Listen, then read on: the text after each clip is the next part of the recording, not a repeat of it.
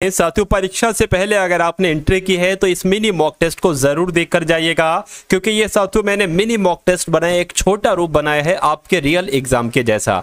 तो मैं कहूंगा साथियों कुछ क्वेश्चंस हम लोग हिंदी के देखेंगे, कुछ क्वेश्चन सामान्य ज्ञान के, और साथियों कुछ क्वेश्चंस हम लोग मैथ के देखेंगे। मेरा मानना है ये क्लास आपके एग्जाम के ऊपर खरी उतरेगी। मैंने यहाँ पर वीडियो बहुत छोटी रखी है साथियों, लेकिन इसमें जो कंटेंट आपको दिया जाएगा वो बहुत दमदार दिया जाएगा, वो परीक्षा वाला कंटेंट आपको दिया जाएगा। तो पहले हिंदी होगी, फिर सामान्य ज्ञान के कुछ चुनिंदा इंपॉर्टेंट क्वेश्चंस होंगे, और सिलेक्टेड क्वेश्चन है रीजनिंग के, और अच्छे बड़े हैं एकदम टॉप लेवल के क्वेश्चन है साथियों मैथ के। तो इस पूरी क्लास को देखिएगा, एंड तक देखिएगा। मेरा मानना है कि अगर आप पूरी क्लास को देख लेते हैं तो आपकी 15 से 20 नंबर की तैयारी ये क्लास साथियों करवा के आपको भेजेगी। तो कुल मिला के इन सभी क्वेश्चंस को देखिए और देखिए आपका क्या लेवल है, आपकी कितनी तैयारी हो चुकी है। पहला सवाल है, और देखिए जो आपको नहीं पता हो उसको अपने मनोमस्तिष्क में स्टोर कर लीजिए, क्योंकि वो आपके एग्जाम में पूछा जाएगा। पहला सवाल है कि निर्मला उपन्यास के लेखक कौन है? तो मैं कहूंगा कि मुंशी प्रेमचंद्र ही साथियों निर्मला उपन्यास के लेखक हैं। अगर आपसे पूछा जाए कि मुंशी प्रेमचंद्र का जन्म कहां पर हुआ था साथियों, इनका जन्म कहां पर हुआ था? इनका जन्म एक तरीके से वाराणसी में हुआ था। उसके अलावा अगर बात करते हैं कि गबन किसकी रचना है, क्या साथियों अगर आपसे पूछ लिया जाए कि गबन किसकी रचना है, या गोदान किसकी रचना है, या सेवा सदन किसकी रचना है साथियों, या कर्मभूमि किसकी रचना है, तो ये सारी की सारी ठीक है ना किसकी रचना है साथियों? मुंशी प्रेमचंद्र की ही रचना है। अगला सवाल देखिए, हुंकार इसके रचयिता कौन है साथियों? तो इसके रचयिता कौन है? रामधारी सिंह दिनकर इसके रचयिता हैं, ये आप लोग ध्यान रखेंगे। उसके बाद देखिए लाल पीला होना, इस मुहावरे का मतलब क्या होता है? तो बहुत गुस्सा होना, बहुत प्रसन्न होना, लज्जित होना या बीमार होना। मैं कहूंगा साथियों बहुत गुस्सा होना, यानी कि लाल पीला होना। उसके बाद देखिए बहुत कंजूस, इसका आशय व्यक्त करने के लिए एक लोकोक्ति आपको बताना है साथियों। यहां पर अगर बात करें, देखिए बहुत कंजूस होने का मतलब होता है कि चमड़ी जाए पर दमड़ी ना जाए, इसलिए राइट आंसर आपका जो है वो ऑप्शन नंबर सी के साथ है। देखिए आज की इस वीडियो में साथियों वही क्वेश्चन मैं आपको करवा रहा हूं जो आपके एग्जाम में आपको डायरेक्ट देखने को मिलेंगे, ठीक है ना। तो इन सभी प्रश्नों को अपने मनोमस्तिष्क में स्टोर कीजिए और फतेह कीजिए अपने एग्जाम को। तो दो विपरीतार्थक शब्दों के बीच साथियों कौन सा विलोम होता है? मान लीजिए साथियों मैंने लिख दिया साथियों, क्या यहां पर मैंने लिख दिया साथियों ऊंच नीच, ठीक है ना, ऊंच नीच लिख दिया, तो मैं यहां पर विपरीत अर्थक शब्द हैं, ठीक है ना। उसके अलावा अगर बात करते बीच में हम योजक चिन्ह लगा सकते हैं, तो दो विपरीतार्थक शब्दों के बीच कौन सा विराम चिन्ह लगता है? योजक चिन्ह लगता है, इसलिए आंसर आपका जाएगा ऑप्शन नंबर बी के साथ। अगला सवाल देखिए, पर किस कारक का परसरका आपसे साथियों पूछा जा रहा है। देखिए अगर बात करें साथियों, क्या अगर साथियों के लिए आ जाए, यानी कि अगर यहां पर मैं कह सकता हूं साथियों अगर इस पर की जगह पर के लिए लिखा होता तो आप संप्रदान कारक बताते। अगर साथियों यहां पर से लिखा होता तो आप अपादान बताते। अगर साथियों यहां पर का लिखा होता या की लिखा होता तो आप संबंध कारक बताते। लेकिन साथियों अगर साथियों यहां पर में लिखा होता या पर लिखा होता तो आप अधिकरण बताते, यानी कि यहां पर लिखा हुआ है तो आप क्या बता रहे हैं? अधिकरण कारक बता रहे हैं, जिनका भी आंसर ऑप्शन नंबर डी के साथ है। मैं कहूंगा कि आपका आंसर बिल्कुल करेक्ट है। निम्नलिखित में से कौन सा शब्द स्त्रीलिंग है साथियों? देखिए और मुझे बताइए राइट आंसर आपका क्या हो सकता है। साथियों आपके एग्जाम के लिए बहुत मेहनत कर रहा है टारगेट सिलेक्शन।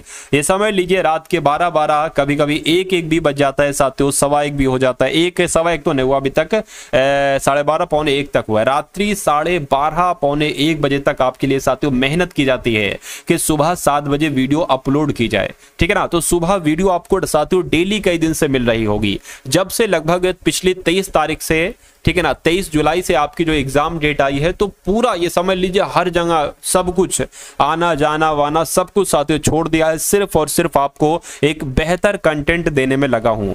किताबों को साथियों खंगाल डाला है मैंने देखा है, क्योंकि साथियों किताबों की अगर बात करें तो जो चीजें किताबों में नहीं मिलती वो चीजें भी साथियों आपको मैंने दी हैं टारगेट सिलेक्शन के माध्यम से। तो अगर आप लोग चैनल पर नए हैं तो मेरा मानना है कि सिलेक्शन अगर आप चाहते हैं तो इस चैनल को जरूर सब्सक्राइब कर लीजिए, क्योंकि ये सिलेक्शन आपके लेने में साथियों बहुत बड़ी एक अहम भूमिका निभाएगा। तो इस वीडियो को लाइक कर दीजिए, चैनल को सब्सक्राइब कर दीजिए, और जो भी आपके लिए साथियों मैं कर रहा हूं वो समझ लीजिए सर्वश्रेष्ठ कर रहा हूं। आपके सिलेक्शन के लिए पूरा जोर लगा दूंगा, पूरी जान लगा दूंगा, भले दम निकल जाए लेकिन आपका सिलेक्शन साथियों इस इस बार करवा के रहूंगा, ठीक है ना। लेकिन आपको साथियों क्या करना है, पिछली 15 से 20 दिन की सभी क्लासेस को आप देख डालिए और जितने आप चुनिंदा दिन बचे हैं उनकी क्लास जो मैं आपको दूंगा वो आप लोग देख डालिए। मेरा मानना है कि आपके चेहरे पर मुस्कान होगी जब आप एग्जाम हॉल से बाहर निकलेंगे और शुक्रिया अदा कर रहे होंगे आप टारगेट सिलेक्शन का, ठीक है ना साथियों। तो ये सारी चीजें आप लोग ध्यान रखेंगे। अब यहां पर अगर बात करें कि इनमें से कौन सा शब्द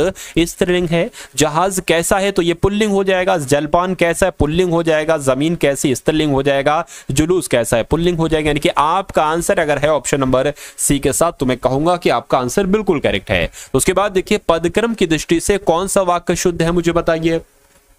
यानी कि पदों की क्रम में दिक्कत साथियों कहां पर आ रही है। देखिए विराट तेज खेलता है, ये सही लग रहा है, विराट खेलता तेज है, इसका क्रम गलत है। तेज खेलता है विराट, इसका भी क्रम गलत है। खेलता तेज, ये तो गलत ही है। मैं कहूंगा अगर बात करते हैं पदक्रम की दृष्टि से कौन सा वाक्य शुद्ध है तो ऑप्शन नंबर ए वाला वाक्य बिल्कुल शुद्ध है। उसके बाद देखिए अगला सवाल है कि बर्बर का साथियों विलोम क्या होता है।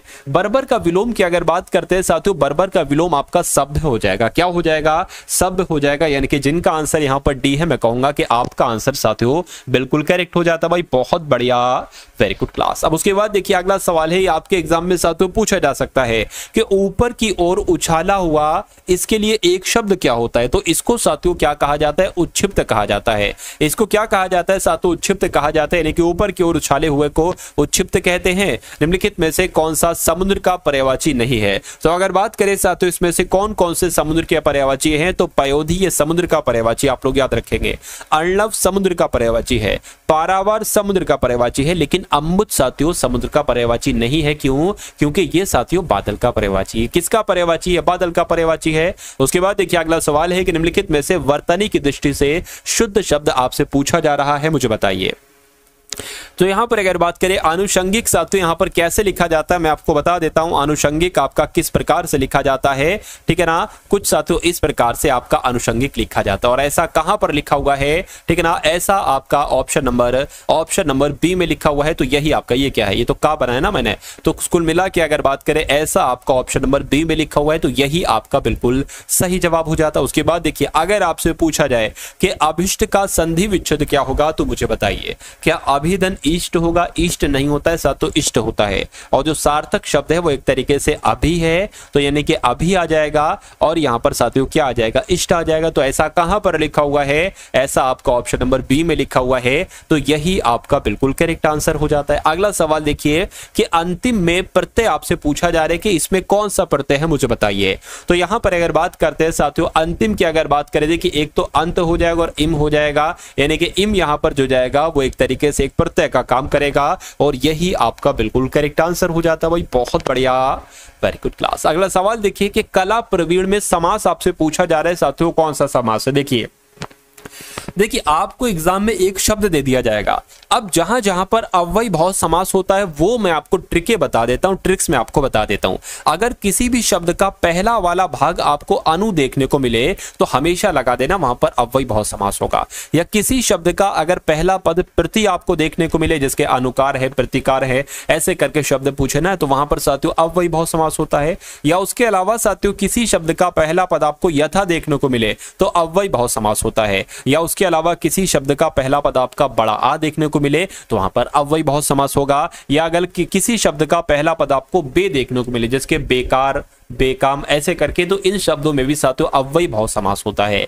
दूसरी ट्रिक आप लोग ध्यान रखेंगे, अगर आपको रिपीटेशन वाले शब्द देखने को मिल रहे हैं, कैसे, जैसे कि रातों रात, क्या अगर पूछे रातों रात में कौन सा समास है, लगा देना। देखना रिपीटेशन वाले शब्द हैं, बीच में योजक चिन्ह है तो द्वंद्व समास ना लगा देना, अव्ययी भाव समास लगाना। उसके अलावा अगर बात करें जिसके मान लीजिए धीरे धीरे, ये भी रिपीटेशन वाले शब्द हैं, तो धीरे धीरे अगर बात करें पूछे कौन सा समास है तो अव्ययी भाव समास लेना, लगा देना, द्वंद्व समास ना लगाना। अगर बात करते हैं साथियों द्वंद्व समास क्या होते हैं, तो आज और कल, बीच में अगर योजक चिन्ह है और अगर रिपीटेशन वाले शब्द नहीं है तो वहां पर हमेशा द्वंद्व समास ही होता है, ठीक है ना। अगर बात करते हैं साथियों कला प्रवीण की अगर बात करें तो इसको हम कह सकते हैं साथियों कला में प्रवीण। हम क्या कह सकते हैं साथियों, कला में प्रवीण कह सकते हैं। तो आप सभी लोग जानते हैं कि जहां पर में आता है तो वहां पर साथियों अधिकरण तत्पुरुष समास आपका हो जाता है। कौन सा समास हो जाता है? अधिकरण तत्पुरुष समास आपका हो जाता है। तो यहां पर अधिकरण तो नहीं लिखा हुआ है लेकिन तत्पुरुष लिखा हुआ है, तो यही आपका बिल्कुल करेक्ट आंसर हो जाता है। अगला सवाल देखिए कि इनमें से कौन सा शब्द साथियों तत्सम है, मुझे बताइए। तो यहां पर अगर बात करें, देखिए मैं आपको साथियों क्या अगर बात करें दो तरह के, देखिए एक होते आपसे एग्जाम में पूछे जाते हैं तद्भव शब्द और एक आपसे पूछे जाते हैं तत्सम शब्द। मैं आपको थोड़ी सी ट्रिक बताता हूं, जो पढ़ने में थोड़ा सा कठिन लगे आपको वो तत्सम शब्द होते हैं, और जो पढ़ने में आपको थोड़े से आसान लगे साथियों, देखिए आप तो हर एक शब्द को पढ़ लेंगे लेकिन अगर किसी बच्चे से वो शब्द पढ़ाए जाएं और अगर उसको कठिन लग रहे हैं तो वो तत्सम शब्द हैं, और जो आसान लगे उसको वो आपके तत्सम शब्द हैं। ठीक है ना। चलिए उसके अलावा अगर बात करें जो आप अपने रोजमर्रा के जीवन में ज्यादा बोलते हैं, क्या जो आप ज्यादा बोलते हैं वो आपके तद्भव शब्द होते हैं। जो आप कभी कभी या बहुत कम बोलते हैं तो वो आपके तत्सम शब्द होते हैं। तो कुल मिला के तत्सम शब्द इसमें से साथियों कौन सा है या आपसे यहां पर पूछा जा रहा है, मुझे बताइए। तो अगर बात करें साथियों छाया आप सबसे कम बोलते होगे, इसमें से आप परछाई बोलते होगे, छाया का इस्तेमाल कम करते होगे, आप छाता बोलते होगे, छेद बोलते होगे, छुरी बोलते होगे, अक्सर आप यानी कि रोजमर्रा के जीवन में इसका इस्तेमाल करते हो, लेकिन छाया की जगह परछाई बोलते होगे आपका। तो परछाई आपका तद्भव हो जाएगा, उसका तत्सम क्या हो जाएगा? छाया हो जाएगा। तो कुल मिला के जिनका आंसर यहां पर ए है, मैं कहूंगा आंसर आपका बिल्कुल करेक्ट है। अगला सवाल देखिए, टा वर्ग उच्चारण की दृष्टि से किस प्रकार की ध्वनि है? तो यहां पर अगर साथियों बात करते हैं ये तो मूर्धन्य के अंतर्गत आएगी, इसलिए राइट आंसर आपका जाएगा ऑप्शन नंबर किसके साथ साथियों? ऑप्शन नंबर सी के साथ। साथियों आपके लिए पीडीएफ तैयार की गई है, दो तरीके की पीडीएफ तैयार की गई है। अब साथियों कम समय बचा है तो आप कर सकते हैं 2018 से लेकर 2024 तक के जो भी पेपर हैं साथियों, इनका हल सहित आपको सॉल्यूशन दिया जा रहा है। एक बार सरसरी नजर से साथियों आप लोग इनको देखकर एग्जाम हॉल में चले जाएंगे। उसके अलावा साथियों 10 प्रैक्टिस सेट पर भी आप लोग बहुत तेजी के साथ नजर लगा लेंगे, नजर मार देंगे। मेरा मानना है पेपर आपका 65 से 70% साथियों यहीं से देखने को मिलेगा। उसका लिंक डिस्क्रिप्शन में व्हाट्सएप पर पीडीएफ प्राप्त करने का, ये सिर्फ आपको 45 रुपए में साथियों दोनों पीडीएफ दे दी जाएंगी। स्क्रीनशॉट पर आप बारकोड दिया जाएगा, उसका पेमेंट का स्क्रीनशॉट भेजेंगे, दोनों पीडीएफ आपको सेंड कर दी जाएंगी। चलिए उसके बाद देखिए अगला सवाल है कि इनमें से साथियों दीर्घ स्वर कौन सा है, मुझे बताइए। तो अगर बात करें साथियों, ये बड़ा आ हो गया, ये दीर्घ स्वर है, बड़ी ई हो गई दीर्घ स्वर है, बड़ा ऊ हो गया साथियों दीर्घ स्वर है, ये सब दीर्घ स्वर आपके होते हैं। ठीक है ना। उसके अलावा अगर बात करते हैं साथियों अल्प स्वर क्या होते हैं, अगर आपसे पूछा जाए अल्प स्वर या आपसे पूछ लिया जाए साथियों मूल स्वर क्या होते हैं, तो मूल स्वर कह लो या अल्प स्वर कह लो, बात एक ही है। जैसे छोटा आ मूल स्वर हो गया, छोटी ई, छोटा ऊ और रे, ये चार की अगर बात करते हैं ये अल्प स्वर यानी कि मूल स्वर कहलाए जाते हैं। तो मैं कहूंगा कि इसमें से दीर्घ स्वर कौन सा है? बड़ा आ है। इसलिए जिनका भी आंसर ऑप्शन नंबर ए है, मैं कहूंगा आपका आंसर बिल्कुल करेक्ट है। अगला सवाल देखिए, ऐसे सवाल भी साथियों हिंदी में आपसे पूछे जाते हैं कि शासकीय पत्र में पत्र संख्या के नीचे बाईं ओर क्या लिखा जाता है? तो साथियों क्या लिखा जाता है? प्रेषक पदाधिकारी का नाम, पदनाम लिखा जाता है। आंसर आपका डी के साथ जाएगा। अधिसूचना के संदर्भ में कौन सा कथन साथियों गलत है, ये आपको बताने। देखिए यह गजट में प्रकाशित होता है, ठीक है ना, ये तो सही है। इनमें प्रेषक का उल्लेख होता है, ये भी साथियों सही है। ये राष्ट्रपति अथवा राज्यपाल की ओर से जारी की गई मानी जाती है, ऐसा जरूरी नहीं है। ये विज्ञप्ति भी कहे, ये सही है। तो कुल मिला के कौन सा कथन गलत है? ऑप्शन नंबर सी वाला कथन गलत है, और यही आपका साथियों बिल्कुल सही और सटीक जवाब हो जाता। भाई बहुत बढ़िया, वेरी गुड क्लास। तो इस मिनी मॉक टेस्ट में साथियों आप लोगों ने देखा कुछ क्वेश्चन साथियों, लगभग 20 क्वेश्चन आपने देखे हिंदी के। अब कुछ क्वेश्चन आप लोग देखेंगे साथियों सामान्य ज्ञान के, और उसके बाद हम लोग साथियों मैथ के एकदम टॉप लेवल के वो क्वेश्चन देखेंगे जो हूबहू आपके एग्जाम में आए, और साथियों रीजनिंग के वही सवाल हम लोग देखेंगे। उसके बाद देखिए अगला सवाल है, संपोषित विकास की अवधारणा किस वर्ष में साथियों प्रकाशित हुई? आप लोग ध्यान रखेंगे 1991 आपका राइट आंसर है। अगला सवाल देखिए कि बिग इंच पेट्रोलियम पाइपलाइन किस देश में संचालित होती है? तो ये यूएसए में संचालित होती है। आंसर आपका जो जाएगा वो ऑप्शन नंबर बी के साथ जाएगा। अगला सवाल देखिए कि ऊष्मा का हस्तांतरण को क्या कहा जाता है, यानी कि ऊष्मा के हस्तांतरण को साथियों क्या कहा जाता है? तो इसको संचालन कहा जाता है। सही जवाब आपका जाएगा ऑप्शन नंबर ए के साथ। साथियों देखिए जो भी आपको पढ़ाया जा रहा है, क्या जो भी साथियों आपको यहाँ पर पढ़ाया जा रहा है, जो भी क्लास में साथियों क्वेश्चंस आपको कराए जा रहे हैं, वो सभी आपके लिए संभावित है। और मेरा मानना है साथियों अंतिम समय में जो आप पढ़ते हैं वही आपके एग्जाम में मेरा मानना है साथियों आएगा, क्योंकि कंटेंट आपको बहुत शानदार दिया जा रहा है पूरी मेहनत के साथ। विश्व में ऊर्जा संकट का समाधान क्या है? तो विश्व में साथियों जो ऊर्जा संकट है इसका समाधान क्या है? तो एक तरीके से वैकल्पिक ऊर्जा साथियों इसका राइट आंसर हो जाएगा। आंसर आपका जाएगा ए के साथ। निम्नलिखित में से वायसराय में से किसने भारतीय जनमत को संतुष्ट करने के लिए बंगाल विभाजन को रद्द किया था? तो बंगाल विभाजन को किसने रद्द किया था साथियों? आप लोग ध्यान रखें किसने किया था, मुझे बताइए।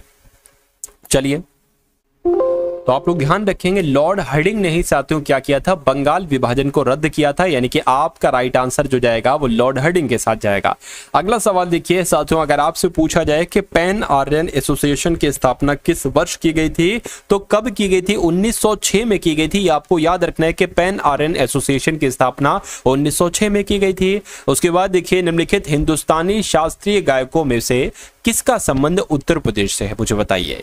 तो यहां पर अगर बात करते हैं साथियों, मैं कहूंगा जो सिद्धेश्वरी देवी हैं इनका संबंध क्या? इनका संबंध साथियों यूपी से है। आंसर आपका जाएगा डी के साथ। उसके बाद देखिए कि निर्देशों का एक संग्रह है जो कंप्यूटर के द्वारा निष्पादित किए जाने वाला एक विशिष्ट कार्य करता है। तो अगर बात करें साथियों यहां पर आपका राइट आंसर किस ऑप्शन के साथ जाना चाहिए? तो प्रोग्राम आपका राइट आंसर हो जाएगा। इनके प्रोग्राम जो होता है वो एक निर्देशों का एक संग्रह ही तो होता है जो कंप्यूटर के द्वारा निष्पादित किए गए एक विशिष्ट कार्य है। तो कुल मिला के उसके बाद देखिए कि एक ऐसा उपकरण जो अन्य प्रोग्राम या उपकरणों के लिए कार्यात्मक प्रदान करता है जिनको ग्राहक क्लाइंट्स कहा जाता है। तो किसकी बात चल रही है साथियों? सर्वर की बात चल रही है, यानी कि खाली जगह में आपका सर्वर आ जाएगा। उसके बाद देखिए अगला सवाल है साथियों, जीके के बहुत अधिक क्वेश्चन नहीं है, कुछ 2-4 क्वेश्चन और बचे होंगे।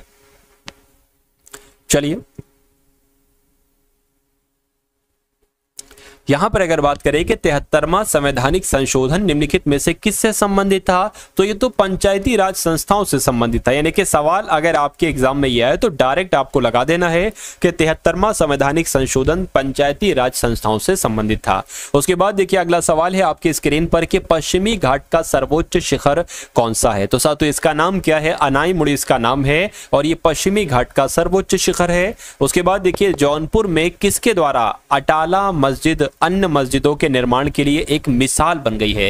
यानी कि आपसे कुल मिला के पूछा जा रहा है कि अटाला मस्जिद का निर्माण किसके द्वारा किया गया था? तो इब्राहिम शर्की के द्वारा किया गया था। जौनपुर में अटाला मस्जिद है, इसका निर्माण इब्राहिम शर्की के द्वारा किया गया था। उसके बाद देखिए आरपीएफ का पूरा नाम क्या है जिसका उपयोग आईटी सेक्टर में आरएफपी दस्तावेज के संदर्भ में किया जाता है? तो साथियों कुल मिला के यहां पर आपका रिक्वेस्ट फॉर प्रपोजल आंसर होगा। यानी कि आरपीएफ नहीं बल्कि आरएफपी की फुल फॉर्म क्या हो जाएगी? तो रिक्वेस्ट फॉर प्रपोजल साथियों इसकी फुल फॉर्म हो जाएगी। उसके बाद देखिए वॉटसन कंप्यूटर निम्नलिखित में से किस कंपनी का प्रोडक्ट है? तो ये आईएमबी यानी कि इंटरनेशनल बिजनेस मशीन का प्रोडक्ट है, आप लोग ध्यान रखेंगे। उसके बाद देखिए केविन सिस्टॉम और माइक क्रिगर निम्नलिखित में से किसके संस्थापक हैं? तो अगर बात करें साथियों इंस्टाग्राम की, तो इंस्टाग्राम के संस्थापक कौन है? केविन सिस्टॉम है और माइक क्रिगर है, ये बात आप लोग ध्यान रखेंगे। उसके बाद देखिए अगला सवाल है आपसे पूछा जा रहा है कि बनारस हिंदू विश्वविद्यालय की स्थापना किसने की थी? तो किसने की थी भाई साहब बनारस हिंदू विश्वविद्यालय की स्थापना? आप लोग ध्यान रखेंगे मदन मोहन मालवीय के द्वारा ही बनारस हिंदू विश्वविद्यालय की स्थापना की गई थी। उसके बाद देखिए अगला सवाल है कि बड़ा इमामबाड़ा साथियों ये कहां पर है, मुझे बताइए। तो छोटा इमामबाड़ा भी लखनऊ में है और बड़ा इमामबाड़ा भी लखनऊ में है। जो लोग भी ऑप्शन नंबर ए के साथ है मैं कहूंगा बिल्कुल करेक्ट है। अगला सवाल निम्नलिखित में से किसे शेर बलिया यानी कि बलिया का शेर कहा जाता है? बहुत सारे लोग साथियों यहां पर बलिया से संबंधित होंगे। मैं कहूंगा साथियों शेर बलिया किसे कहा जाता है? तो चित्तू पांडे की अगर बात करें इनको शेर बलिया कहा जाता है। उसके बाद देखिए कि वायुमंडल की परतों में निचली परत कौन सी होती है? यानी कि अगर आपके एग्जाम में पूछा जाए कि वायुमंडल की परतों में सबसे निचली परत कौन सी होती है तो परिवर्तन मंडल आपको बताना है। क्या बताना है? परिवर्तन मंडल आपको बताना है। उसके बाद देखिए उत्तर प्रदेश राज्य में जो परीक्षा बांध है ना ये कौन सी नदी पर है आपसे पूछा जा रहा है। तो आप लोग ध्यान रखेंगे साथियों ये कौन सी नदी पर है? बेतवा नदी पर है। यानी कि यूपी में जो परीक्षा बांध है ये बेतवा नदी पर है। आंसर आपका जाएगा ऑप्शन नंबर सी के साथ। अब देखिए अब बहुत साथियों शानदार तरीके से यहाँ पर आप लोग देखेंगे। मेरा मानना है कि 55 क्वेश्चन साथियों आएंगे। क्या आपकी अगर बात करते हैं साथियों रीजनिंग की अगर बात करें तो 55 से 56 क्वेश्चन साथियों आपके पूछे जाते हैं। यानी कि ये एक ऐसा पोर्शन है साथियों जो गेनिंग पोर्शन, यानी कि सबसे ज्यादा अगर आप गेन कर सकते हैं मार्क्स को तो यहीं से करेंगे साथियों, ठीक है ना। तो इस रीजनिंग के पोर्शन को आप बहुत अच्छे तरीके से देखिएगा, चलिए, क्योंकि आपके सिलेक्शन में ये बहुत बड़ा एक अहम रोल निभाएगा। चलिए, और आप साथियों इन सभी क्वेश्चंस के आंसर मुझे बताने की कोशिश करिएगा। देखिए, कलर क्या चेंज कर लूं मैं? कलर मैं ऐसा करता हूं साथियों, येलो कर लूं, क्या कर लूं समझ में नहीं आ रहा है। एक सेकंड, कोई कलर दूसरा ले लेता हूं, क्या करूं? देखिए, ये वाला लेकर देखता हूं एक बार। ये भी नहीं सही है, येलो ही ले लेता हूं भाई, ठीक है ना, ये येलो ही ले लेता हूं। ACF, अब यहां पर साथियों ACF है, उसके बाद ACF से जो बना है वो PRU बना है। तो उसी प्रकार यानी कि जो यहां पर लॉजिक लगा है, अब यहां पर EGK में जो लॉजिक लगे, यानी कि यहां से वो 3 लेटर कौन से हो सकते हैं, ये आपसे कुल मिला के पूछे जा रहे हैं। देखिए, यहां पर अगर साथियों बात करते, ये होता है आपका 1 पर, A होता है 1 पर, C होता है 3 पर और F होता है 6 पर। उसी प्रकार P होता है 16 पर, R होता है 18 पर, U होता है साथियों 21 पर। अब यहां पर आप जरा साथियों देखिए कितना कितना बढ़ रहा है, कितना कितना साथियों बढ़ रहा है। 1 से 3 हो गया है, 3 से 6 हो गया है। या एक काम करिए, अगर ऐसे करें ना, जैसे कि 1 से यहां पर 16 हुआ है तो 15 बढ़ा है, 3 से यहां पर 18 हुआ है 15 बढ़ा है, 6 से 21 हुआ है तो 15 बढ़ा है, ठीक है ना। अब यहां पर अगर E से 15 बढ़ाओगे, E 5 पर होता है तो मेरे ख्याल से यहां पर 20 आ जाएगा, 20 पर T होता है, लेकिन T हमें कोई भी ऑप्शन में नहीं दिख रहा है, तो ये लॉजिक फेल हो जाएगा हमारा। दूसरा लॉजिक साथियों क्या लगता है, देखिए 1 से 3 हुआ है यानी कि 2 बढ़ाया गया, यहां पर साथियों 3 बढ़ाया गया है। यहां पर अगर बात करें 16 से 18 हुआ है 2 बढ़ाया गया, 18 से 21 हुआ है 3 बढ़ाया गया है। यानी कि अब यहां पर अगर बात करें, अच्छा यहां से यहां पर ये कैसे लेटर आया है, देखिए जरा, F से P हो गया है यानी कि 6 से 16 हो गया यानी कि 10 बढ़ाएगा, तो यहां पर भी साथियों 10 ही बढ़ाया जाएगा। तो K होता है साथियों किस पर, K होता है 11 पर, 10 बढ़ाएंगे तो 21 आ जाएगा। यानी कि अब अगर बात करें ये E से G हुआ यानी कि 2 बढ़ाया गया है, तो मैं कहूंगा यहां पर साथियों 23 आ जाएगा। फिर G से K हो गया है यानी कि 7 से 11 हो गया, तो कितना बढ़ाया गया, 8 9 10 11, 4 बढ़ाया गया है, तो इसमें भी साथियों 4 बढ़ जाएगा। 23 में 4 जोड़ोगे तो 24 25 26 और 27 27 का मतलब A होता है, तो कुल मिला के A आ जाएगा। यानी कि A नहीं कहते, यहां पर 1 लिख लो, ऐसा करो A ही लिख लो, कोई दिक्कत नहीं, क्या है, तो यहां पर A आ जाएगा। क्या यहां पर अगर बात करें साथियों A आ जाएगा, और 23 पर क्या होता है, W होता है, और 21 पर क्या होता है, U होता है। तो UWA कौन से ऑप्शन में लिखा हुआ है, ऑप्शन नंबर A में लिखा हुआ है, तो यही आपका क्या होगा, यही आपका बिल्कुल सही और सटीक जवाब हो जाता है। उसके बाद देखिए अगला सवाल है आपकी स्क्रीन पर कि जिस प्रकार चक्रवात का संबंध प्रति चक्रवात से है, तो उसी प्रकार बाढ़ का संबंध क्या होगा। देखिए, ये अगर बात करें, ये दोनों पता आपस में विलोम है, यानी कि चक्रवात का विलोम क्या होता है, मैं कहूंगा प्रति चक्रवात होता है। तो बाढ़ का विलोम साथियों क्या होता है, ये आपसे पूछा जा रहा है, तबाही होता है, बर्बादी होता है, नदी होता है, या सूखा होता है। तो आप किसका चयन करेंगे, आप सूखे का चयन करें, क्योंकि बाढ़ का विलोम सूखा हो जाएगा। अगला सवाल देखिए आपके स्क्रीन पर है, देखिए और मुझे बताइए कि आपका सही जवाब यहां पर क्या हो सकता है, किस ऑप्शन के साथ जाएगा, बताइए। यहां पर सवाल में थोड़ी सी दिक्कत है, लेकिन मैं आपको बता देता हूं कि A का अर्थ यहां पर क्या है। देखिए, A की अगर बात करें, A का अर्थ यहां पर क्या है, माइनस, यानी कि जहां पर A लिखा होगा वहां पर आप माइनस लगा देंगे, और जहां पर B लिखा होगा वहां पर साथियों आप भाग लगा देंगे, और अगर बात करें जहां पर C लिखा होगा वहां पर आप प्लस लिख देंगे, और जहां पर D लिखा होगा वहां पर आप गुणा लिख देंगे। अब संख्याएं क्या है उनको देखिए जरा साथियों। यहां पर अगर बात करें 15 हो गया, और 15 के बाद 3 आ गया, 24 12 2 आ गया, 24 12 2 आ गया। अब देखिए इनके बीच में क्या है, B है, B का मतलब क्या होता है साथियों, भाग होता है, तो यहां पर भाग का निशान आ जाएगा। C है, C का मतलब क्या है, प्लस है, तो यहां पर प्लस आ जाएगा। A है, A का मतलब माइनस है, तो माइनस आ जाएगा, और D का मतलब साथियों गुणा है, तो यहां पर गुणा आ जाएगा, ठीक है ना। अब इसको अगर करेंगे 3 5 15, यानी कि इसकी जगह पर 5 आ जाएगा, 24 आ जाएगा, माइनस 12 दुना कितना हो जाएगा, 24 हो जाएगा। तो अब अगर साथियों यहां पर बात करें कितना हो जाएगा, देखिए ऐसा करें ना, 24 में से 24 जाएगा तो कुछ नहीं बचेगा, सिर्फ आपका 5 बचेगा, और मैं कह सकता हूं कि 5 आपका बिल्कुल सही जवाब हो जाएगा। जिनका आंसर यहां पर B है, तो मैं कहूंगा कि आंसर आपका बिल्कुल करेक्ट। भाई बहुत बढ़िया, वेरी गुड क्लास। अब उसके बाद देखिए प्रश्नवाचक चिन्ह की जगह पर साथियों यहां पर यानी कि क्या यहां पर कौन सा नंबर आएगा मुझे बताइए। सबसे पहले यहां पर 4 है, फिर 9 है, फिर 16 है, फिर यहां पर क्या नंबर आएगा, उसके बाद 64 होना चाहिए और फिर 49 होना चाहिए। जब हम इसकी बात करते हैं तो ये साथियों 4 2 का स्क्वायर है, 9 की अगर बात करें तो 3 का स्क्वायर है, ये 4 का स्क्वायर है, तो यहां पर मेरे हिसाब से 5 का स्क्वायर आना चाहिए। उसके बाद साथियों ये किसका स्क्वायर है, ये 8 का स्क्वायर है और ये तो साथियों 7 का स्क्वायर हो गया। यानी कि अगर बात करें साथियों क्या यहां पर अगर बात करें तो 5 का स्क्वायर ही बनेगा। क्यों? क्योंकि साथियों 8 का स्क्वायर ऑलरेडी आ चुका है, ये भी नहीं होगा, ये भी नहीं होगा, ये किसी संख्या का स्क्वायर है यानी कि 5 का स्क्वायर है। तो आंसर जिनका ऑप्शन नंबर ए है मैं कहूंगा आंसर आपका बिल्कुल करेक्ट है। अब उसके बाद देखिए अगला सवाल है आपकी स्क्रीन पर साथियों, देखिए और मुझे बताइए कि आपका सही जवाब यहां पर किस ऑप्शन के साथ जाएगा। आपसे पूछा जा रहा है कि निम्नलिखित आरेख के द्वारा 3 संघ दिए गए यानी कि 3 गोले दिए गए हैं, 3 संघ की सदस्यता प्रदर्शित की गई है। किस भाग में उन व्यक्तियों को दिखाया गया है जो तीनों संघों का है, यानी कि एक ऐसा नंबर मुझे बताइए जो तीनों गोलों के अंतर्गत आता है यानी कि तीनों गोलों को टच कर रहा है। वो नंबर क्या 2 कर रहा है? तो मैं कहूंगा नहीं, 2 नहीं, 2 सिर्फ 2 गोलों को टच कर रहा है, इस वाले गोले को नहीं कर रहा है। 5 कहूं साथियों, 5 यहां पर आपका है और 5 मैं कहूंगा तीनों गोलों को टच कर रहा है, इसलिए सही जवाब आपका जो होगा वो ऑप्शन नंबर बी यानी कि 5 के ही साथ ही जाएगा। अब अगले नंबर का सवाल देखिए साथियों और मुझे बताइए कि आपका सही जवाब क्या होगा।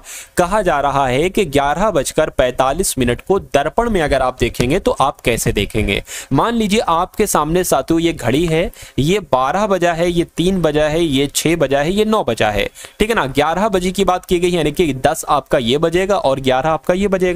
तो 11:45 कैसे बजता है, मैं कहूंगा ये घंटे वाली सुई हो जाएगी, ठीक है ना, और ये मिनट वाली सुई हो जाएगी। तो कुछ ऐसा ही बजेगा ना, पौने 12 यानी कि 11:45। अब मान लीजिए कहा जा रहा है कि यहां पर दर्पण एक लगा दिया गया है, यानी कि दर्पण में ये समय कैसा दिखेगा। तो दर्पण की अगर बात करते हैं साथियों सुइयों की, तो कुछ ऐसा ये दिखेगा। क्या कुछ ऐसा ये दिखेगा? तो मैं कहूंगा ये 12 है, ये 3 है, यानी कि 12:15 जो होगा वो दर्पण में दिखेगा। इसलिए सही जवाब जिनका भी ऑप्शन नंबर बी के साथ मैं कहूंगा कि आंसर आपका साथियों बिल्कुल करेक्ट भाई, बहुत बढ़िया, वेरी गुड क्लास। उसके बाद देखिए अगला सवाल है साथियों आपकी स्क्रीन पर। अब यहां पर आप देखिए और इस क्वेश्चन का आप लोग आंसर बताने की कोशिश कीजिए। यहां पर साथियों क्या लिखा हुआ है देखिए, कोई भी क्वेश्चन कठिन नहीं है, बस आपको क्वेश्चन को देखकर घबराना नहीं है और जो कॉन्सेप्ट आप साथियों पढ़ चुके हो उन कॉन्सेप्ट को आपको ध्यान रखना है। जैसे कि यहां पर साथियों PEAUTY से क्या लिखा हुआ है, YVZFGB लिखा हुआ है। तो CHARM से क्या लिखा जा सकता है। अब यहां पर अगर बात करें कि B से Y हो गया है, E से V हो गया है, A से Z हो गया है, तो अब थोड़ा सा अगर आप यहां पर देखेंगे कि A से Z हुआ है, B से Y हुआ है, तो आपको कुछ ध्यान आ रहा होगा क्या विपरीत यानी कि उल्टा। जैसे कि A का उल्टा जो होता है ना वो Z होता है, B का उल्टा साथियों Y होता है, C का उल्टा X होता है और D का उल्टा साथियों W होता है। ये सारे लेटर आपको मालूम होना चाहिए, ठीक है ना। उसी प्रकार तो अगर बात करें B का उल्टा Y है, तो यहां पर जो लॉजिक लगा है वो आपको साथियों समझ में आ गया होगा। अगर आप लोग एक शब्द याद रखेंगे लव, L का उल्टा O होता है और O का उल्टा L होता है और V का उल्टा E होता है और E का उल्टा V होता है। तो यहां पर अगर बात करें E आ गया है, E का उल्टा क्या है, V है, तो यहां पर V लिखा हुआ है, ठीक है ना। A का उल्टा Z लिखा हुआ है और U का उल्टा साथियों क्या लिखा हुआ, F लिखा हुआ है, T का उल्टा G है और Y का उल्टा B है। यानी कि अब जो लॉजिक है साथियों वो मेरे हिसाब से आपकी समझ में आ गया होगा। तो मैं कह सकता हूं C का उल्टा साथियों मैंने X बताया है तो ये X हो जाएगा। M का उल्टा N होता है तो X N कहां पर लिखा हुआ है, X और N आपका ऑप्शन नंबर बी में लिखा हुआ है। उसी प्रकार H का उल्टा, अब अगर बात करें मान लीजिए ये शर्ट है, क्या शर्ट लिखा हुआ है, तो S का उल्टा H, H का उल्टा S और I का उल्टा R हो जाएगा, ठीक है ना। H का उल्टा क्या हो जाएगा, S यहां पर आ गया, A का उल्टा Z हो जाएगा और R का उल्टा क्या मैंने बताया, I बताया, तो यहां पर I हो जाएगा। यानी कि आपका राइट आंसर अगर है ऑप्शन नंबर बी के साथ तो मैं कहूंगा कि आपका आंसर साथियों बिल्कुल करेक्ट हो जाता भाई, बहुत बढ़िया, वेरी गुड क्लास। अब उसके बाद देखिए अगला सवाल है कि एक मनुष्य उत्तर पश्चिम की ओर मुख करके खड़ा है। पहले मैं आपको इसका बेसिक बता देता हूं। क्या मैं आपको बेसिक बता देता हूं। मान लीजिए साथियों यहां पर आप हैं, मैं आपसे कहूं कि आपका उत्तर क्या होगा, भले आप कमरे में बैठे हो, कहीं पर बैठे हो, एग्जाम हॉल में बैठे हो, आपको नहीं पता कि आपका उत्तर किधर, आपका पूरब किधर, आपको कुछ नहीं पता। आपको एक ऐसा डायग्राम बना लेना है, आपको हमेशा अपना उत्तर जो है ना वो ऊपर की तरफ रखना है, आपको हमेशा अपना दक्षिण किस तरफ रखना है साथियों, नीचे की तरफ रखना है, और ये आपका साथियों पूर्व हो जाएगा और ये आपका साथियों पश्चिम हो जाएगा। इतनी बात आपको ध्यान रखना है। अब अगर मैं आपसे कहूं कि आपका उत्तर पश्चिम किधर होगा, तो आप बताएंगे ये वाली साइड आपकी उत्तर पश्चिम होगी। आपका दक्षिण पश्चिम किधर होगा, तो ये वाली साइड आपकी दक्षिण पश्चिम होगी। अब दूसरा कॉन्सेप्ट सुनिए, मान लीजिए आप इधर हैं, ठीक है ना, मैं आपसे कहूं कि आप दाईं तरफ 90 डिग्री मुड़िए, तो आप ऐसे मुड़ जाएंगे, ये बन जाएगा 90 डिग्री का कोण। अब अगर मैं आपसे कहूं आप इधर को हैं, ठीक है ना, आप 180 डिग्री मुड़िए, तो आप ऐसे हो जाएंगे, ये आपका 180 डिग्री का कोण एक तरीके से बन जाएगा, ठीक है ना। अब मान लीजिए आप इस तरफ, मैं आपसे कहूं 135 डिग्री मुड़िए, तो 90 ये हो जाएगा, ठीक है ना, 90 ये हो जाएगा, और 90 और 45 कितना होता है, 135 होता है, तो आप इधर आ जाएंगे, यानी कि ये आपका 135 डिग्री का कोण बनेगा। क्योंकि इन सब चीजों की जरूरत आपको पड़ेगी अभी, इसलिए मैं आपको ये सारी चीजें बता रहा हूं। अब अगर बात करें साथियों इस सवाल की, हम लोग बात करते हैं कि इस सवाल में अब साथियों है क्या आखिर। देखिए यहां पर साथियों सबसे पहले कहा गया है कि एक मनुष्य उत्तर पश्चिम की ओर मुख करके खड़ा है, यानी कि मनुष्य की अगर बात करें, मनुष्य का मुख इस तरफ है, उत्तर पश्चिम इधर ही तो है ना, देखिए अभी मैंने आपको बताया, कहने कि वो पहले 135 घड़ी के विपरीत दिशा में चलता है। देखिए घड़ी कैसे चलती है, घड़ी ऐसे चलती, ये टिक टिक टिक टिक ऐसे चलती ना, लेकिन विपरीत आपसे कहा जा रहा है, तो कैसे विपरीत, यानी कि ऐसे करके विपरीत चलना है आपको। तो मैं कह सकता हूं साथियों इसका मुंह इस तरफ, यानी कि घड़ी जो होगी वो ऐसे चलेगी, अब घड़ी के विपरीत दिशा में चलना है। तो साथियों 135 डिग्री कैसे, देखिए ये है ना, ये 90 डिग्री हो जाएगा, ये 90 डिग्री हो जाएगा, और ये 45 डिग्री और आपने चला दिया, यानी कि अब यहां से इधर आप चलेंगे तो ये आपका 135 डिग्री आप चल चुके। तो कह रहे हैं कि और बाद में घड़ी की दिशा में 180 डिग्री चलिए। तो जब आप साथियों घड़ी की दिशा में, अब अभी आप यहां पर हैं, जब आप 180 डिग्री घूमेंगे तो साथियों आपका मुंह इस तरफ हो जाएगा।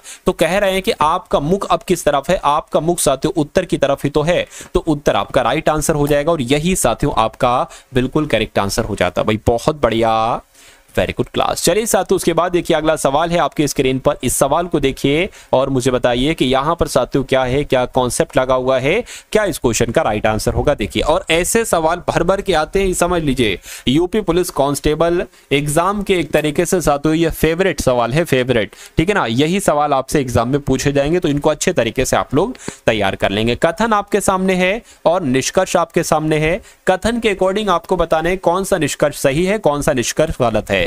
पहले कथन में कहा गया है कि कुछ पेड़ बस है, मान लेते हैं साथियों ये क्या हो जाएंगे, ये पेड़ हो जाएंगे। कह रहे कि कुछ पेड़ बस है, तो मैं कह सकता हूं इतने पेड़, भाई साहब हम क्या मान लेते हैं, बस मान लेते हैं। तो इतने पेड़, कुछ पेड़ हमने बस मान ली। कह रहे कि सभी बसें जो है ना, ये सभी बसें क्या है साथियों, सभी बसें टोपी है, तो सभी बसें हमने टोपी मान ली। अब क्या कहा जा रहा है, निष्कर्ष को पढ़िए। यहां पर साथियों निष्कर्ष को पढ़िए और मुझे बताइए क्या क्या यहां पर सही है और क्या क्या यहां पर गलत है। कह रहे हैं कि कुछ टोपी पेड़ हैं, तो कुछ टोपी पेड़ हैं, बिल्कुल इतने टोपी जो है ना वो पेड़ है, ये बात बिल्कुल सही हो जाएगी।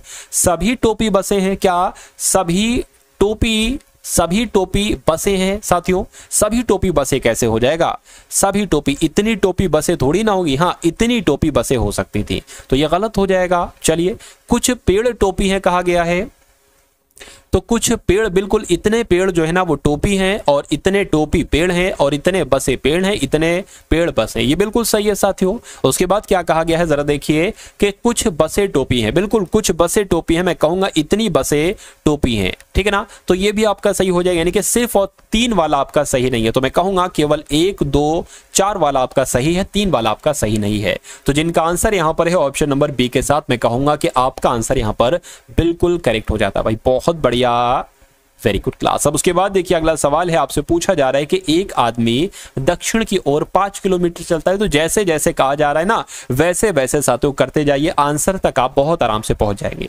आदमी अभी यहां पर है, दक्षिण की तरफ 5 किलोमीटर चलता है, तो साथियों 5 किलोमीटर मैंने चला दिया। उसके बाद कहने कि फिर वो दाएं तरफ मुड़ता है। अब मैं आपको यहां पर बता देता हूं साथियों, जो आपका सीधा हाथ होता है ना, सीधा हाथ, ये आपका दायां हाथ कहलाता है, ठीक है, और जो आपका उल्टा हाथ होता है ना, उल्टा हाथ, ये आपका साथियों बायां हाथ कहलाया जाता है। तो ये बात भी आप लोग ध्यान रखेंगे।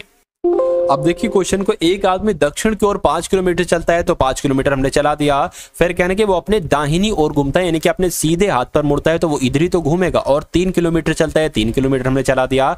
चलने के बाद वो बाईं ओर घूमता है, यानी कि अपने उल्टे हाथ पर मुड़ता है, तो साथियों ये उसने ठीक है ना।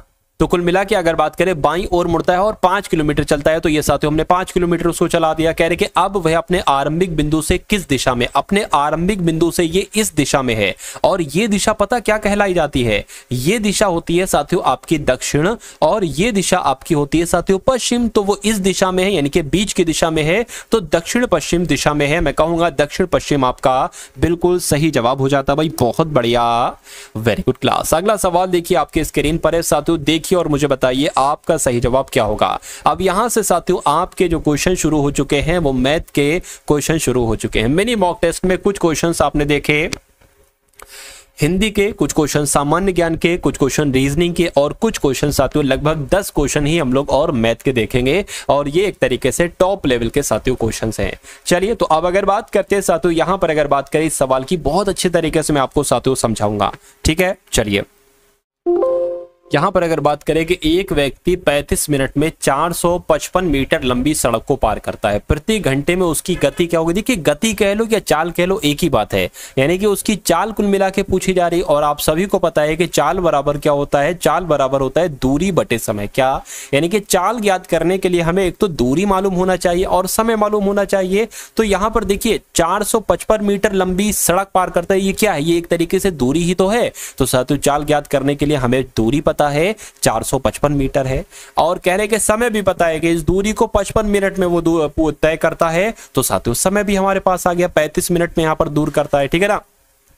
लेकिन आपने ये बात सुनी होगी साथियों, किलोमीटर, ठीक है ना, किलोमीटर प्रति घंटा होता है, यानी कि अगर ऊपर किलोमीटर है, किलोमीटर में दूरी है, तो नीचे घंटे में समय होना चाहिए। अगर ऊपर दूरी मीटर में है तो नीचे सेकंड, मीटर प्रति सेकंड, ऊपर दूरी मीटर में तो नीचे सेकंड में समय होना चाहिए। ये तो है मीटर में, लेकिन ये मिनट में है, ये सेकंड में नहीं है।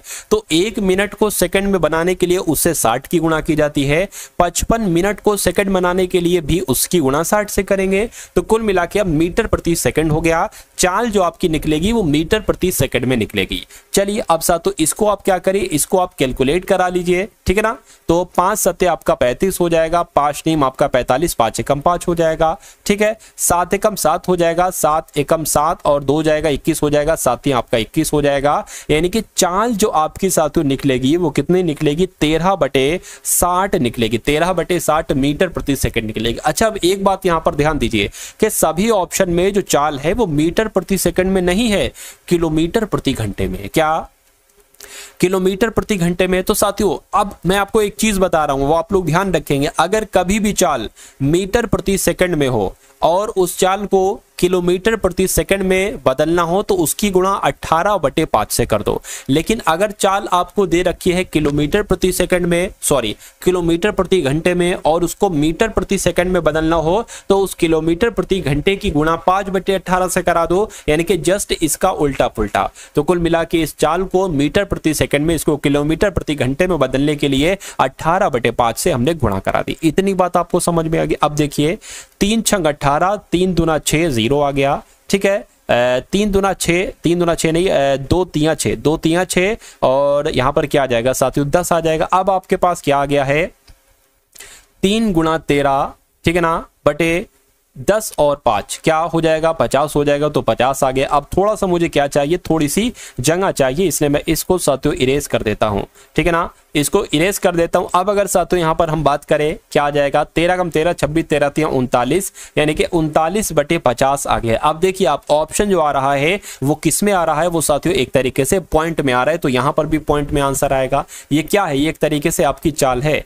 तो अगर हम यहां पर 0 बढ़ा ले तो हमें पॉइंट बढ़ाना पड़ेगा, ठीक है ना, 0 पॉइंट बढ़ाना पड़ेगा। अब साथियों इसको कैलकुलेट करिए, इस 0 से ये 0 कैंसिल हो जाएगा, 5 पंजे 35, 5 सत्ते आपका 35 हो जाएगा। कितना बचेगा, 4 बचेगा, पॉइंट लगाए 0 बढ़ा लिया, 5 सत्ते 35 हो जाएगा, ठीक है ना, 5 सत्ते 35, फिर से यहां पर 5 बचेगा, फिर से 5 सत्ते 35 हो जाएगा। तो मैं कह सकता हूं 0.7 करके कहां पर लिखा हुआ है, तो 0.7 करके, और उसके बाद अगर कुछ नंबर है तो इस 0.77 को 78 कर दिया जाता है। तो मैं कहूंगा 0.78 किलोमीटर प्रति घंटा आपकी चाल हो जाएगी, आपकी गति हो जाएगी, और यही आपका बिल्कुल सही और सटीक जवाब हो जाता है भाई। बहुत बढ़िया, वेरी गुड क्लास। उसके बाद देखिए अगला सवाल है, मैं उम्मीद करूंगा साथियों ये कॉन्सेप्ट आपको बहुत अच्छे तरीके से समझ में आया होगा। उसके बाद देखिए हरीश एक व्यक्ति है, ये पूंजी निवेश में 16,000 रुपए का निवेश करता है, यानी कि कहीं पर अपनी पूंजी लगाता है 16,000 रुपए, और ये 10% की वार्षिक ब्याज दर से सालाना चक्रवृद्धि के रूप में देता है। कहने के 3 वर्ष के बाद हरीश के द्वारा कितना पैसा आ जाएगा, ठीक है ना। यानी कि साथियों आपको दे रखा है यहाँ पर पी की वैल्यू दे रखी है, यानी कि मूलधन की वैल्यू दे रखी है जो कि 16,000 है। आपको यहाँ पर दर दे रखी है यानी कि रेट जो कि 10% है। आपको यहाँ पर समय दे रखा है टाइम जो कि साथियों 3 वर्ष है। आपसे पूछा क्या जा रहा है, ए आपसे यानी कि मिश्रधन आपसे पूछा जा रहा है। तो मिश्रधन का एक सूत्र होता है ए बराबर पी 1+R/100 की पावर टी, ठीक है। तो साथियों यहां पर हम देख लेते हैं ए बराबर क्या है साथियों, पी है, पी की वैल्यू कितनी है 16,000 है, तो 16,000 यहां पर आ गया। 1+R कितना है 10% है बटे 100 आ जाएगा की पावर टी, यानी कि साथियों 3 आ जाएगा। 0 से 0 कैंसिल, 10 एकम 10, 10 और 11, 11 बटे 10 आ गया, ठीक है। और यहां पर क्या आ जाएगा 16,000 यहां पर आ जाएगा। अब देखिए ये 3 लिखा हुआ ना, तो 11 बटे 10 3 बार लिख लीजिए, 11 बटे 10 गुणा 11 बटे 10 गुणा 11 बटे 10। यहां पर 3 0 है, यहां पर 3 0 है, कैंसिल हो जाएंगे। 11 गुणा 11 गुणा 11 क्या हो जाता है, 11 का स्क्वायर 121 और 11 का क्यूब 1331 होता है। 1331 गुणा 16, यानी कि आपका आंसर जाएगा इसके साथ, बस आपको इसकी गुणा इससे कराना है। 1331 की गुणा साथियों 16 से आप करा लीजिए, आपका आंसर आ जाएगा 6 कम 6, 6 3 18 हो जाएगा, 6 3 18 एक आपका 19 हो जाएगा, ठीक है ना। 6 कम 18 19 हो जाएगा, 6 कम 6 यानी कि यहाँ पर 7 आ जाएगा, और यहाँ पर क्या आ जाएगा 1 3 3 1 आ जाएगा। तो 6 आ गया, 9 आ गया, 12 आ गया, और ये साथियों आपका 11, यानी कि आपका जो आ गया है वो 21,296 आ गया है। यानी कि मिश्रधन आपका कितना निकलेगा 3 वर्ष के अंत में हरीश के द्वारा प्राप्त राशि कितनी होगी 21,296 होगी, यानी कि यही आपका मिश्रधन पूछा गया था। तो जिनका आंसर यहां पर है ऑप्शन नंबर बी के साथ, मैं कहूंगा कि आंसर आपका बिल्कुल करेक्ट है। अब उसके बाद देखिए अगला सवाल है आपकी स्क्रीन पर कि प्रथम प्राकृत 25 संख्याओं का योग क्या होगा। देखिए अब यहां पर साथियों आपसे कुछ भी नंबर दे रखा था, आपसे यह भी पूछा जा सकता था कि प्रथम 35 संख्याओं का योग बताइए, हो सकता है प्रथम 50 संख्याओं का योग, हो सकता है प्रथम 56 संख्याओं का योग, हो सकता है प्रथम 129 संख्याओं का योग, कुछ भी पूछा जा सकता था ना। तो इसका एक सूत्र होता है साथियों, इसका एक क्या होता है, इसका एक सूत्र होता है, वो मैं आपको साथियों बता देता हूं। क्या n प्लस क्या n प्लस 1, क्या n प्लस 1 बटे 2 ये हो जाएगा। n क्या है, n जो यहां पर संख्या लिखी हुई है वो है, यानी कि साथियों अगर बात करते हैं 25 गुणा 25 प्लस 1 कितना हो जाएगा 26 हो जाएगा, बटे 2 हो जाएगा, 2 एकम 2, तो यहाँ पर साथियों 13 आ जाएगा। 13 की गुणा साथियों 25 से कर लीजिए तो ये आपका 75 हो जाएगा, ये आपका 25 आ जाएगा, यानी कि 5 12 3 325 जो होगा वो क्या हो जाएगा, वो प्रथम 25 संख्याओं का योग हो जाएगा। ये बात आप सभी लोगों को क्या रखना है साथियों, याद रखना है। अब अगर दूसरा सवाल यहां से बनता है कि प्रथम 25 प्राकृत संख्याओं का औसत क्या होगा, अगर योग ना पूछकर आपसे औसत पूछा जाता तो क्या बताते। देखिए औसत बराबर क्या होता है, योग, ठीक है ना, योग और बटे जितनी संख्याएं हैं, तो योग हमें पता चल गया है 25 संख्याओं का योग कितना है 325 है, और टोटल संख्याएं कितनी है 25 है, तो इनको कैलकुलेट कर दोगे आपका औसत निकल आएगा। तो कुछ नहीं करना है साथियों, जितना मैंने आपको बताया उतना आपको ध्यान रखना है। उसके बाद देखिए अगला सवाल है आपके सामने है 4052 और 12,576, इसका आपको HCF निकालना है, यानी कि महत्तम समापवर्तक निकालना है। तो कुल मिला के साथियों कैसे निकालेंगे, क्या आपका यहां पर साथियों सही जवाब हो सकता है, मुझे बताइए। चलिए तो अब यहां पर अगर बात करें साथियों तो समापवर्तक साथियों कैसे निकालेंगे, देखिए अब इसको साथियों साइड में लिख लीजिए। क्या 4052 है, 4052 है, और उसके अलावा 12,576 है, 12,576। अब देखिए अब महत्तम समापवर्तक में क्या होता है, एक नंबर लीजिए सबसे पहले जिससे इसको कट कर सकते हैं आप। तो 2 दूना 4 0 आ गया, 2 दूना 4 ये आपका 1 गया 12 आ गया, 2 छंग 12, 2 छंग 12, ठीक है ना, 2 दूना 4 ये 17 हो गया, 2 अट्ठे 16 ये 16 हो गया, 2 अट्ठे 16। अब फिर से क्या ये दोनों 2 से कटेंगे, यानी कि दोनों 2 से कट रहे हैं तो ठीक, लेकिन अगर इसमें से मान लीजिए 8 की जगह 9 होता तो ये तो 2 से कटता, ये फिर हो सकता हो 2 से नहीं कटता, तो फिर हम यहीं पर स्टॉप हो जाते, फिर यहां पर महत्तम समापवर्तक आपका 2 हो जाता। जाता। ठीक है, देख लीजिए 2 एकम 2 0 आ गया, 2 एकम 2 2 3 6, ठीक है 2 3 6, 2 एकम 2 2 चौक 8 2 चौक 8। अब अगर बात करें, अब साथियों ये तो 2 से कट जाएगा लेकिन ये 2 से नहीं कटेगा। तो जब ऐसी कंडीशन आ जाती है कि अलग अलग नंबर से हमें काटना पड़ता है तो वहीं पर हम बिल्कुल स्टॉप हो जाते हैं और जो हमारे पास नंबर आए हैं यानी कि 2 गुणा 2 इसका हम कैलकुलेट करा देते हैं और हमारे पास जो नंबर आता है वही एक तरीके से HCF होता है, वही आपका महत्तम समापवर्तक होता है। लेकिन अगर यहां पर पूछा जाता LCM, तो एलसीएम में हमें कोई मतलब नहीं है, हम साथियों क्या बार बार उसको कट करते रहते हैं यानी कि अंत तक उसको कट करेंगे। तो कुल मिला के इस प्रकार आपका right answer option number A के साथ जाएगा। उसके बाद देखिए अगला सवाल है आपकी स्क्रीन पर साथियों, देखिए और मुझे बताइए कि आपका सही जवाब यहां पर किस ऑप्शन के साथ जाएगा। चलिए, लिखा हुआ है 2008 में 16,500 जिप्सी कार बेची गई, जबकि 2007 में 16,580 बेची गई। करके 2007 की अपेक्षा 2008 में कारों की बिक्री में कितने की कमी आई? अरे भाई कितने की कमी आई, साफ साफ तो दिख रहा है। 2008 में जो बेची गई वो 16,500 बेची गई, लेकिन 2007 में जो है ना वो 16,580 बेची गई। तो साथियों पिछले साल जो है ना वो 80 एक्स्ट्रा बिकी थी, 80 कारें। अगर यहां पर ये पूछा जाता कि कारों की बिक्री में कितने की कमी आई तो मैं ये कह देता कि 80 की कमी आई, लेकिन पूछा गया है कि उसको प्रतिशत में बदलकर बताइए। तो 80 को जब प्रतिशत में बदलते हैं तो नीचे गुणा 100 से कराते हैं और नीचे आपका साथियों क्या आ जाता है, नीचे आपका आ जाएगा 16,580। तो नीचे आपका 16,580 आ जाएगा। ठीक है, अब इस जीरो से साथियों ये जीरो आपको कैंसिल हो जाएगा। अब इसको अगर साथियों कट करें, 2 8 16, 2 दूना 4, 2 चौक 8, इसको अगर कट करें यहां पर 40 आ जाएगा, फिर इसको कट करें यहां पर 20 आ जाएगा, इसको कट करें 4 1 2 आ जाएगा। इतनी बात आपको समझ में आ गई है। अब यहां पर अगर बात करें 200 आ गया यानी कि 20 गुणा 10 200 आ गया और नीचे क्या आ गया साथियों 412 आपका आ गया। इतनी बात साथियों आपको क्या, ठीक है ना, आपको साथियों समझ में आ गई है। अब अगर यहां पर बात करें, देखिए साथियों अब अगर बात करें, अब देखिए ये तो कटेगा नहीं यानी कि अब ये आपका क्या आएगा साथियों, पॉइंट आएगा। ये जीरो बढ़ा लिया, पॉइंट लगा के मैंने यहाँ जीरो बढ़ा लिया, यहाँ पर थोड़ी, यहाँ पर तो सिर्फ साथियों आपका पॉइंट आएगा। तो अब अगर बात करें, मान लीजिए 400 है, ये 2000 है, तो 400 पंजे एक तरीके से यानी कि 0.4 आएगा, एक तरीके से क्या आएगा 0.4 आएगा। तो मैं क्या कह सकता हूं, मैं कह सकता हूं 1% से कम, 1% से अधिक की कमी आएगी या 1% से कम की आएगी। तो ये तो 1% से कम ही तो है, तो साथियों यही आपका राइट आंसर हो जाएगा, जीरो की थोड़ी ना आएगी। तो कुल मिला के ऑप्शन नंबर बी आपका बिल्कुल सही जवाब है। उसके बाद देखिए अगला सवाल है आपकी स्क्रीन पर साथियों, आप मुझे बताइए इसका सही जवाब क्या होगा।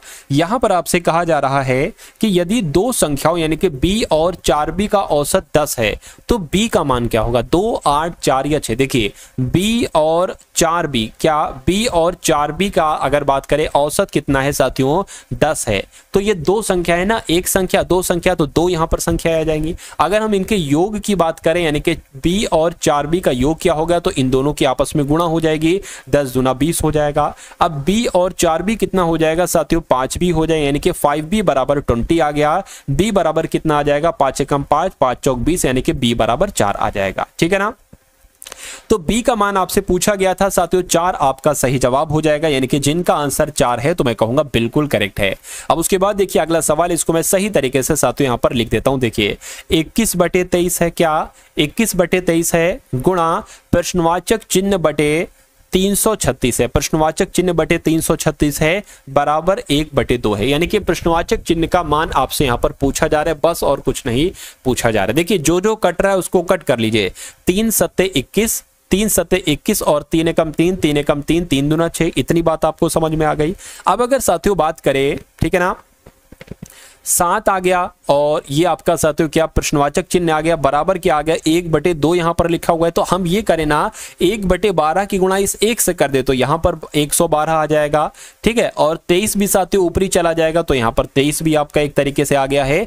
अब ऐसा करो ये 7 की भाग इससे हो जाएगी साथियों, यहां पर आ गया। यानी कि अब प्रश्नवाचक चिन्ह का मान कैसे निकालेंगे, इसको कैलकुलेट कर लो। प्रश्नवाचक चिन्ह का मान साथियों आप बहुत आराम से निकाल सकते हो। चलिए, तो अगर 2 से कट करें ठीक है, 2 पंजे 10, 2 छंग 12 हो जाएगा, 7 7 49, 7 8 आपका 56 हो जाएगा। यानी कि 23 की गुणा साथियों 8 से कराना है। 23 की गुणा अगर 8 से कराते हैं तो 8 3 आपका 24 हो जाएगा, 8 दूना 16, 17 18, यानी कि 134 184 जो आएगा वो प्रश्नवाचक की वैल्यू आएगी और यही आपका क्या होगा, यही आपका बिल्कुल सही और सटीक जवाब हो जाता। भाई बहुत बढ़िया, वेरी गुड क्लास। उसके बाद देखिए अगला सवाल है कि भारत में 108 में गर्म लहरों की संख्या प्रतिदिन, ठीक है ना, 29 है और इससे 406 लोग मारे गए। तो 2008 में इससे मरने वालों का औसत क्या था, ये आपसे कुल मिला के पूछा जा रहा है। देखिए 2008 में गर्म लहरों की संख्या प्रतिदिन 29 है तथा इससे 406 लोग मारे गए। तो साथियों इनकी अगर बात करें साथियों, यहां पर इसमें क्या आपको कराना है, कुछ नहीं कराना है साथियों, भाग करा दीजिए। ठीक है, यानी कि 406 की भाग किससे हो जाएगी, 29 से हो जाएगी। मैं कहूंगा साथियों, क्या मैं कहूंगा कि अगर बात करते हैं साथियों, देखिए 29 से कम 29 हो जाएगा, ये कितना जाएगा, 11 जाएगा, 116 हो जाएगा। और यहां पर अगर बात करें 29 चौक कितने होते हैं साथियों, 116 होते हैं। देखिए जरा 9 चौक आपका 36 हो जाएगा, 4 निम 36 हो जाएगा, 4 दूना 8 और आपका 11 हो जाएगा। बिल्कुल 29 से कम 29, 29 116 है, ये चौक आ जाएगा यहाँ पर। तो मैं कहूंगा औसत जो निकलेगा वो 14 निकलेगा और 14 आपका बिल्कुल सही और सटीक जवाब हो जाता है। उसके बाद देखिए अगला सवाल है कि 1105 रुपए को ए, बी और सी में कैसे बांटा जाता है, 1:3 के 1/3 अनुपात 1/2 अनुपात 1/4 के अनुपात में बांटा जाता है। तो कहने कि बी को ए से कितना अधिक मिला है। तो पहले एक काम तो करिए कि बी का हिस्सा निकालिए, फिर ए का हिस्सा निकालिए, उन दोनों का डिफरेंस कर दीजिए, आपको पता चल जाएगा कि बी को ए से कितना अधिक मिला है। चलिए देखिए, अब अगर बात करें, देखिए ये 1/3 है, ये 1/2 है, ये 1/4 है। अगर हम साथियों इसको एक कायदे के, एक सही तरीके से अनुपात में अगर हम निकालना चाहें तो 3 2 4 का एलसीएम साथियों निकाल लीजिए। 3 2 4 का एलसीएम अगर बात करें तो साथियों 2 से कट करेंगे, नहीं कटेगा, ऐसे लिख देंगे 2 एकम 2, 2 दूना 4, ये 2 से कट जाएगा और ये साथियों 3 से कट जाएगा। तो मैं कहूंगा 2 दूना 4, 4 4 3 12। तो कुल मिला के इन सब की गुणा जो होगी ना वो 12 से हो जाएगी, ठीक है ना, 12 से हो जाएगी इन सब की गुणा। अब अगर बात करें 3 एकम 3, 3 चौक 12, तो 4 आ गया यहाँ पर, 2 एकम 2, 2 छंग 12, तो यहाँ पर 6 आ गया, 4 एकम 4, 4 3 12, तो ये आ गया। यानी कि अब ए अनुपात बी अनुपात सी का जो अनुपात निकला है वो 4:6:3 निकला है। तो अब बी का अनुपात निकालिए, यानी कि बी को कितना, एक तरीके से बी को कितना पैसा मिला, कैसे निकालोगे, 1105 है ना, 1105 लिख लो। बी का हिस्सा कितना है, 6 है, तो साथियों 6 लिख लो। नीचे तीनों का योग आ जाएगा, तीनों का योग कितना है साथियों, 13 है, तो 13 यहां पर लिख लो। इतनी बात आपको समझ में आ गई, बिल्कुल समझ में आ गई। देखिए 13 कम 13, 13 पंजे 65, 13 छंग 78, 13 7 91, 13 8 104। तो कुल मिला के अगर बात करें 13 8 104 हो जाएगा, 6 जाएगा, ये 65 हो जाएगा और 13 पंजे 65 हो जाएगा। अब 85 की गुणा साथियों किससे कर दीजिए, 6 से कर दीजिए। 6 पंजे आपका 30 हो जाएगा, 6 छंग 36, 6 7 42, 6 48 और 3 आपका 51 हो जाएगा। यानी कि अगर बी की बात करते हैं तो बी का हिस्सा जो निकलेगा वो 510 निकलेगा। अब साथियों आप एक काम और करिए, आप क्या निकाल लीजिए, आप यहां पर साथियों ए का भी हिस्सा निकाल लीजिए। बी का हिस्सा तो हमने निकाल लिया, ए का हिस्सा निकाल लो। कैसे निकालोगे, ए का हिस्सा ऐसे निकालोगे, ए का हिस्सा 4 है और नीचे क्या आ जाएगा, तीनों का योग जो कि 13 है।